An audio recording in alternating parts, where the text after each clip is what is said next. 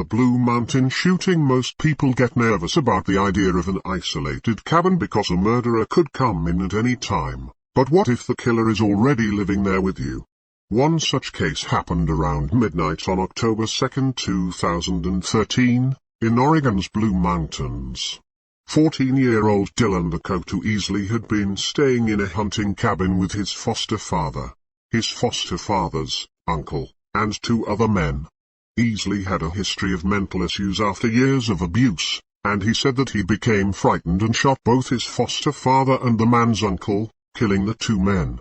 After shooting the men, Easley tried to run away, but in the process, he shot himself in the leg and had to return to the cabin. The other 2 men in the cabin held him at gunpoint and taped him to a chair. He was arrested and given 20 years in prison, but there was a cap at the age of 25, effectively making his sentence 10 years for the 2 killings. The Ackerman murders. Dave Stringbean Ackerman was a banjo player who was best known for appearing on the television show Hee Haw. He also played in the Grand Ole Opry, which was a live weekly radio concert that was performed in Nashville, Tennessee. Ackerman and his wife, Estelle, lived in a small, humble cabin that only had outdoor plumbing in Ridgetop, Tennessee. On the night of November 10, 1973, 2 cousins, John Brown and Doug Marvin Brown, both 23, broke into the house while the couple was at Ackerman's Grand Ole Opry performance. The cousins tore apart the home because they'd heard that Ackerman had hidden money in the cabin. They also listened to the Grand Ole Opry because that would give them a time frame for when the couple was on their way home. When the Ackermans did come home, the intruders shot 57-year-old Dave first and then shot Estelle as she begged for her life. After all the carnage that happened in the cabin, the Browns still couldn't find the money and ended up taking a chainsaw and some guns.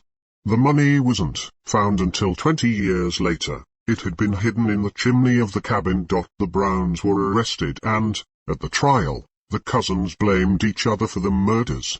Both Browns were given 2 life sentences. Doug Marvin Brown died in prison in 2003, and on November 3, 2014, just a week before the 41st anniversary of the murders, John Brown was granted parole.